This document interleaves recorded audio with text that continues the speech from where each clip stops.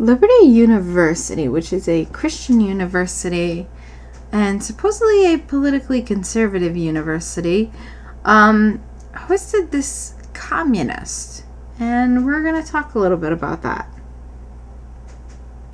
Oh, well, people need to be awake and they need to be aware. So, back like a year and a half, 2.5 years ago, one of my online friends that I've known online since, I think maybe 2016 or 2017,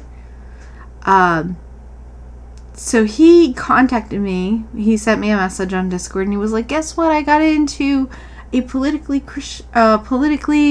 conservative university. You'll be so thrilled because I know what a conservative you are. So that was Liberty University. So I looked them up, saw that they had a YouTube channel, and saw that they would have speakers who would come. They would actually have politically conservative speakers. It's mostly a Christian university, but they are more politically right-leaning than a lot of the other Christian universities. Anyway, so I subbed to their YouTube channel, and I recently saw this come out.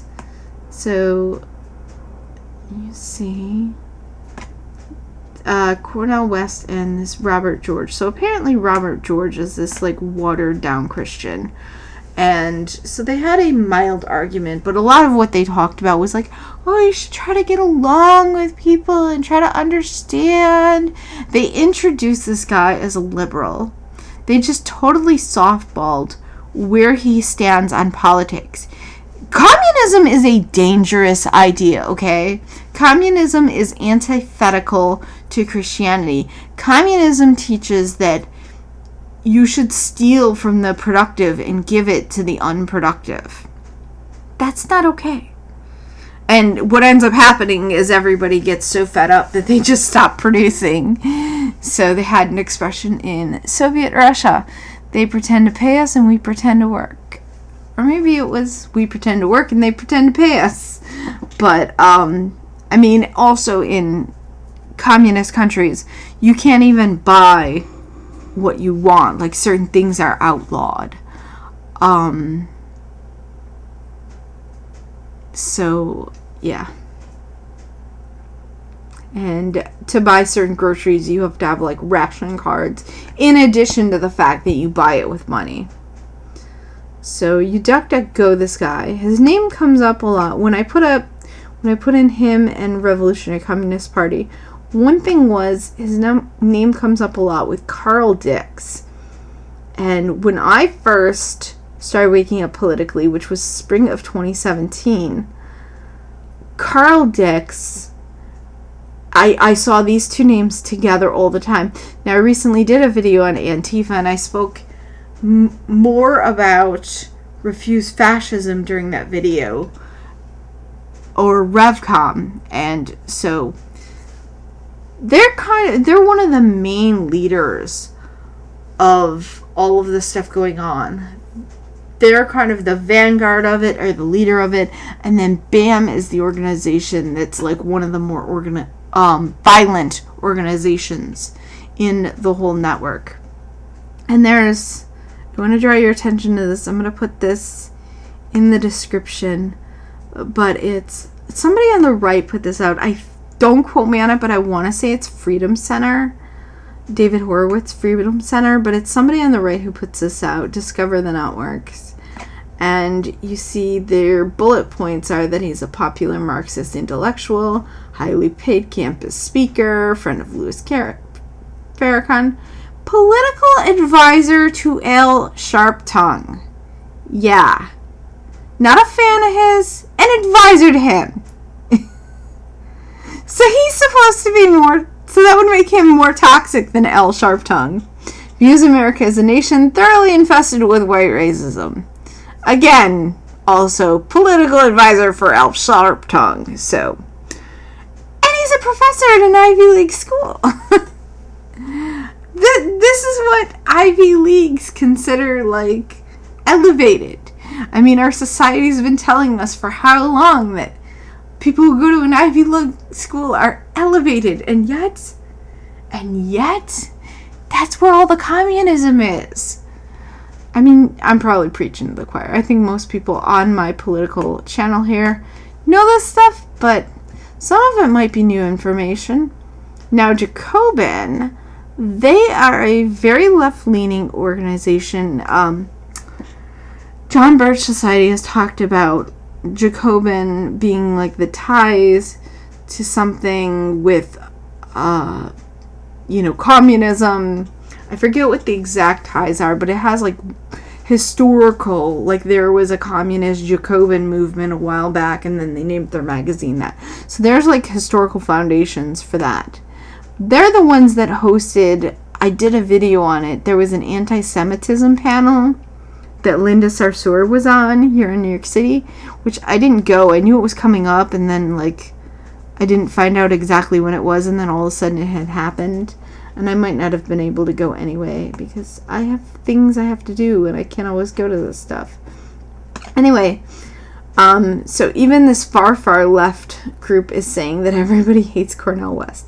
He went from a liberal media darling to a pariah. And they did this video about it. So, and I found this. I think this independent Centennial, they look like they're on the right, based on what they're saying. Mainstream media ignores RevCom behind quote-unquote peaceful protests. This was from 2015, long before I woke up politically. At that point, my politics was like, the best I did was Tommy Lahren and Ann Coulter.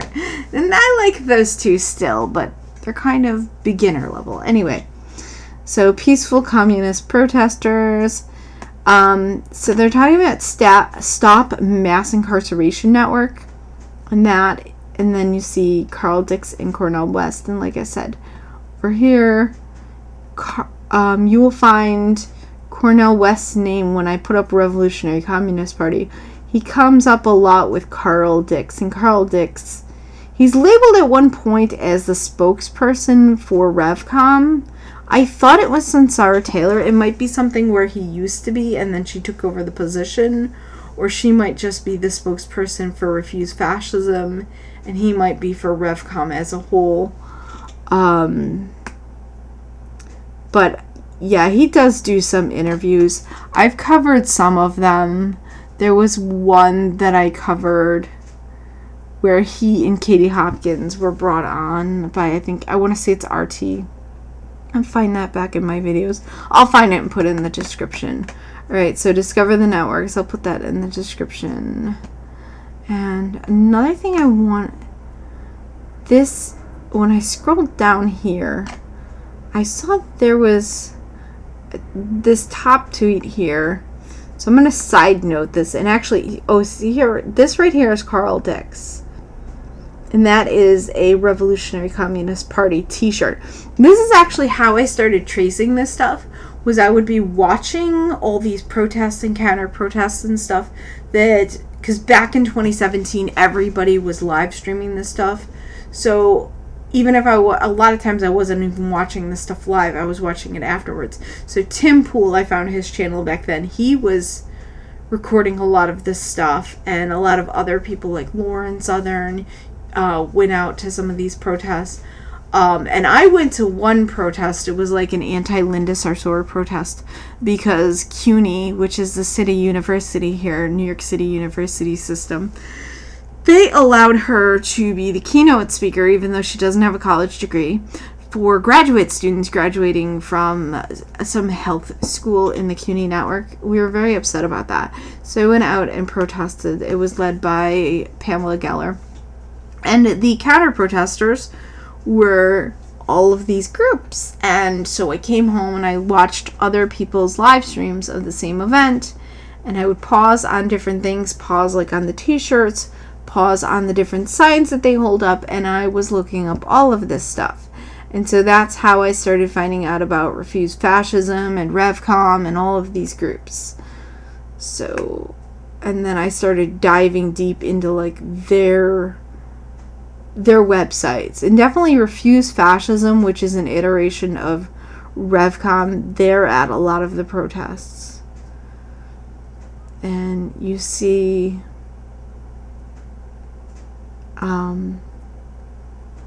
Yeah, in this old article, you see they're calling ties to, like, they're acting like, oh, look, white guy talking about Black Lives Matter, of course.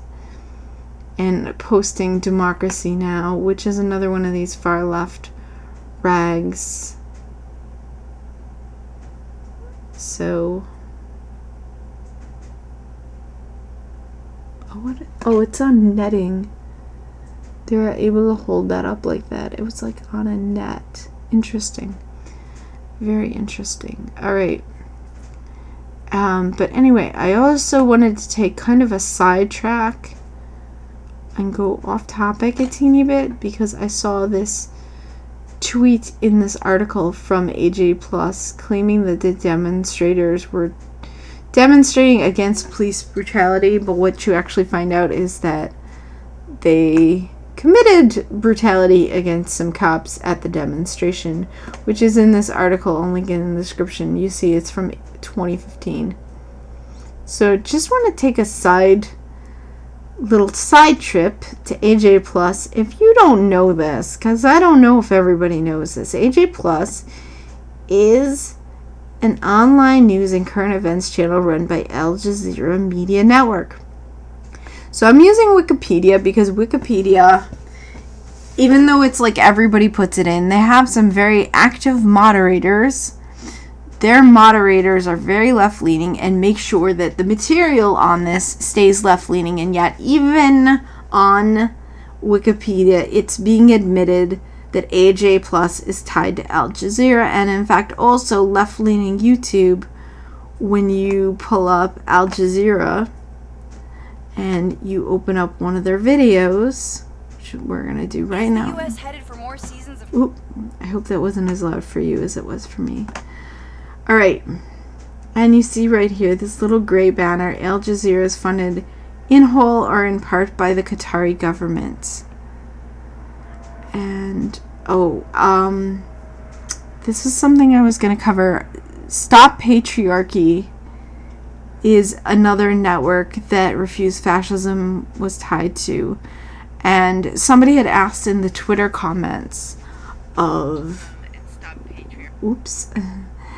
On this guy's Twitter, somebody asked, he should have said something to Cornel West about how does he feel about all the black babies being killed.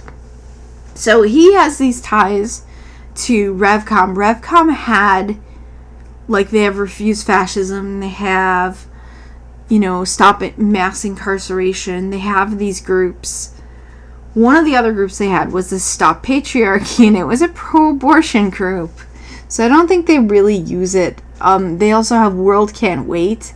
That was when they hated George Bush. So Refuse Fascism is their version because they hate Trump. It's all stop Trump and Pence are fascists.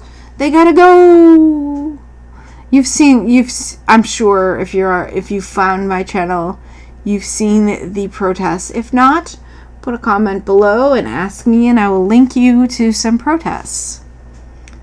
So, or you can use DuckDuckGo and YouTube searches and find them on your own. But anyway, yeah, so Al Jazeera is a state-funded broadcaster in Doha, Qatar. So it is basically Qatari state-run media. Qatar, I'm not sure how you pronounce it. That is, if you're wondering where that is on the map, I wonder... Let's see if it's in here. It's basically inside Saudi Arabia. Like, yeah.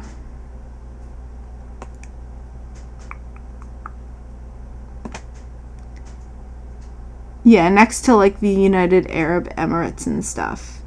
So here's Saudi Arabia, and then they kind of shoot into the Gulf a little. And they're right next to UAE. These are like there's Saudi Arabia, the big country, and then there's a few like little countries on the edge of Saudi Arabia, like basically on the same kind of landmass. And Qatar is one of them. So, and then also UAE, and then there's more. And they're also near, they're they're in the same basic vicinity as the Strait of Hormuz. So I just wanted to mention that again. I mentioned it recently when I was on a live stream on Nightmare Fuel's channel. I was talking about the Strait of Hormuz and trying to explain where it was, and I saw people got mad at me in the comments. Anyway, alright, that's more than enough for today. I've overloaded you with information. Thanks so much for stopping by my channel. I will see you all next time. People need to be awake and they need. People need to be awake and they need to be aware. They need to stand up against the stuff. People need to be awake. People need to be awake and they need to be aware. They need to stand up against the stuff. And it's so politically engaged. And it's so politically